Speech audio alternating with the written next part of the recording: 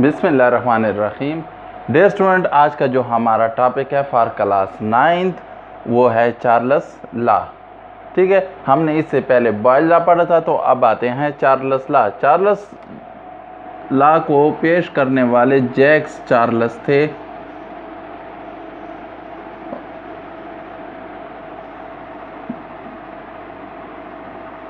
और इन्होंने 1787 में इस लॉ को पेश किया था, और इस लॉ में उन्होंने रिलेशनशिप की थी किन के दरमियान, वॉल्यूम और टेम्परेचर के दरमियान, कि वॉल्यूम और टेम्परेचर में क्या रिलेशन है, वो एक दूसरे पे कैसे अफेक्ट करते हैं, या टेम्परेचर जो है वो गैस के वॉल्यूम पे कौन सा अफेक्ट करते हैं, डायरेक्टली प्रोपोर्शनल है या इन्वर्सली प्रोपोर्शनल है। तो उसने मुख्तलिफ एक्सपेरिमेंट परफॉर्म किए, और आफ्टर एक्सपेरिमेंट ऑब्जर्वेशन के बाद उसने एक लॉ पेश किया जिसको हम डिफाइन करते हैं volume of given mass of gas is directly proportional to absolute temperature।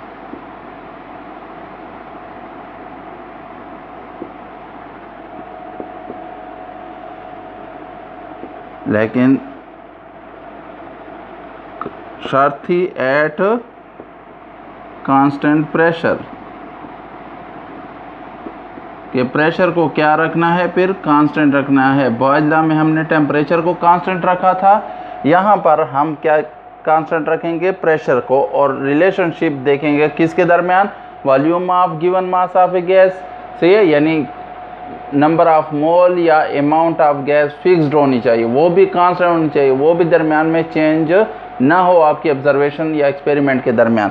और temperature is directly proportional to absolute temperature at constant pressure, और प्रेशर को भी कांस्टेंट रख रहे हैं, सिर्फ टेम्परेचर चेंज हो रहा होगा जिसकी वजह से ऑटोमेटिकली वॉल्यूम भी क्या हो रहा होगा, टेम्परेचर अगर इंक्रीज हो रहा है तो वॉल्यूम भी इंक्रीज होगा, टेम्परेचर डिक्रीज होगा तो आपका वॉल्यूम भी डिक्रीज होगा। तो उसको अगर मैथमेटिकल फॉर्म में हम लिखे हैं तो volume is directly proportional to temperature at constant pressure.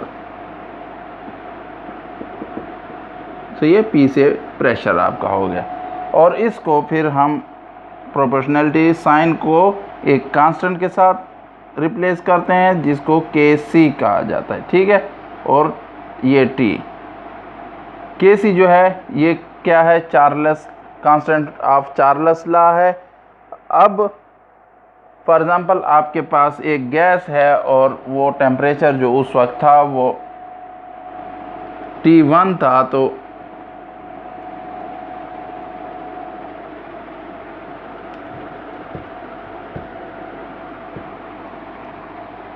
For example आपके पास एक गैस थी, उसका वॉल्यूम उस वक्त V1 था और टेम्परेचर जो था वो T1 था। उसको आपने हीट किया, टेम्परेचर आपका जो उस वक्त आ गया वो T2 होगा, और उस वक्त जो वॉल्यूम इस टेम्परेचर T2 पे आ रहा होगा वो V2 होगा। तो हमारे पास जो चार्ल्स लॉ की इक्वेशन आ जाती है वो V1/T1 is equal to Kc and V2 divided by temperature 2 is equal to Kc। अब दोनों Kc के बराबर है, तो हम कह सकते हैं V1/T1 is equal to V2/T2, और दोनों किसके बराबर हैं, Kc के बराबर। तो इसके लिए चार्ल्स ने फिर क्या दूसरा एक लॉ पेश किया जिसके मुताबिक क्या डेफिनेशन आती है, द रेशो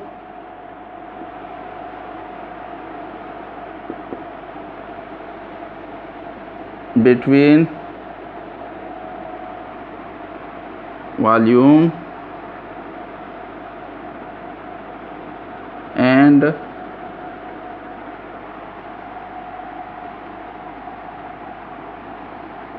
टेम्परेचर, और टेम्परेचर को हम एब्सोल्यूट टेम्परेचर लेते हैं, इसको अक्सर केल्विन में हम वो करते हैं, मेजर करते हैं।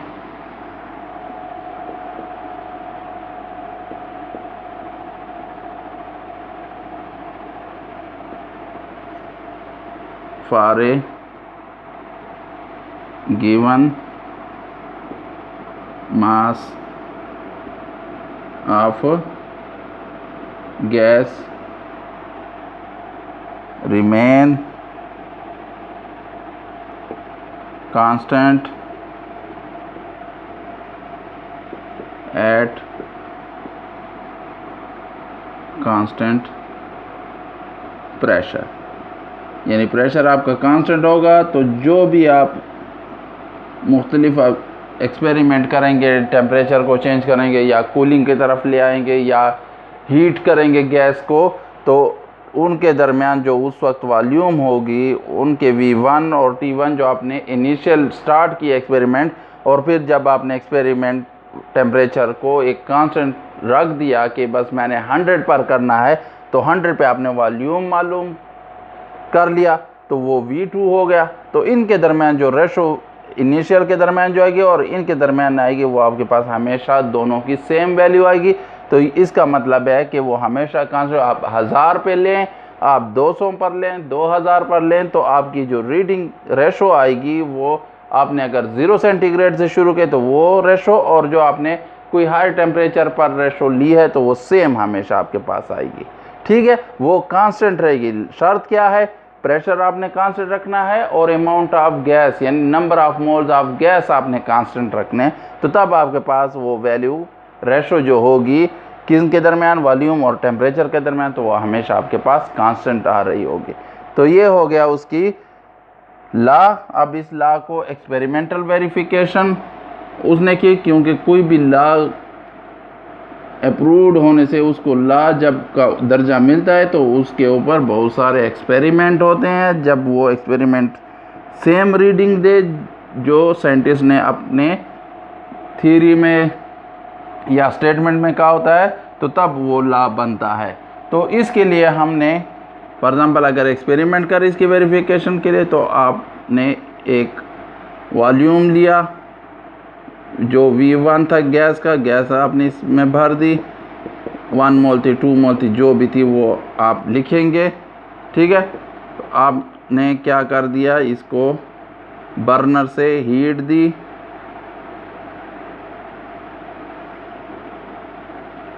फॉर एग्जाम्पल स्पिरिट लैम्प आपने लगाया था, तो आपने हीट दी। आपने इस वक्त टेम्परेचर जो हीट अभी नहीं दी थी, टेम्परेचर आपने T1 लिया, फिर आपने हीट दी, तो आफ्टर हीट जो टेम्परेचर आपने जिस टेम्परेचर पर फिर दोबारा दूसरी रीडिंग ली, तो फॉर एग्ज़ाम्पल वॉल्यूम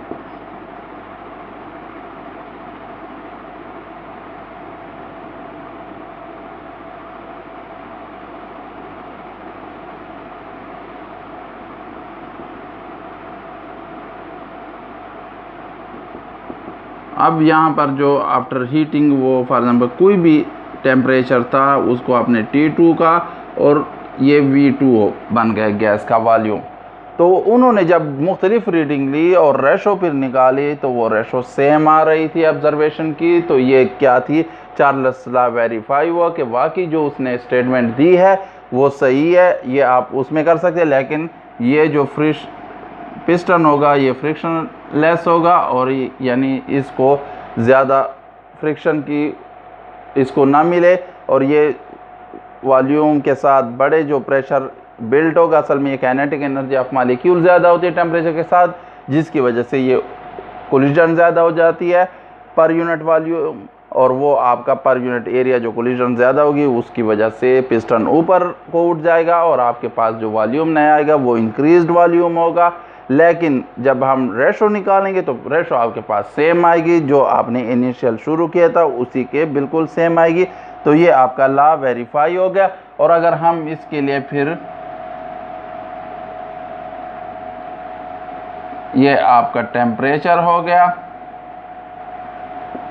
इस एक्सेस पे टेम्परेचर के लिए वैल्यू करें तो आपने 0 सेंटीग्रेड से शुरू किया, ये फिर 100, 200 आप ऐसे जाते जाएं, मुख्तलिफ रीडिंग लेते जाएं। तो कोई वॉल्यूम तो उस वक्त था गैस का 0 पर, तो ये हमेशा आपको स्ट्रेट लाइन और ये ऊपर की तरफ बढ़ेगी, यानी टेम्परेचर के साथ वॉल्यूम भी इंक्रीज़ हो रहा होगा। तो ये हो गई ग्राफिक रिप्रेजेंटेशन। अगर हम फिर इसको वो करें तो यहाँ पर जब ये मिलती है इसको एब्सोल्यूट ज़ीरो टेम्परेचर कहा जाता है, और इस टेम्परेचर पर जो गैस का वॉल्यूम हो जाता है वो ज़ीरो। ये एक थियरेटिकल है, सही आर्बिट्रेरी वैल्यू है, ख्याली वैल्यू है, कोई हकीकत नहीं है, क्योंकि अभी तक कोई गैस ऐसे नहीं जो ज़ीरो वॉल्यूम है को पाए, क्योंकि उनके मॉलिक्यूल्स का वॉल्यूम होगा। तो ये जस्ट आप आगे पढ़ेंगे, इसको हम एब्सोल्यूट ज़ीरो टेम्परेचर कहते हैं। तो इसको आप FAC लेवल पर फिर फर्दर डिफ़ाइन होगा, ये एक्सप्लेन होगा इंशाल्लाह आगे एक लेक्चर में। तो ये आपके क्या हो गया, चार्ल्स लॉ हो गए। कोई भी कन्फ्यूजन हो, कोई भी क्वेश्चन हो चार्ल्स लॉ में, तो आप इसकी वीडियो के कमेंट्स में पूछ सकते हैं और मैं उनका जल्द से जल्द जवाब देने की कोशिश करूँगा। Thank you for watching the video.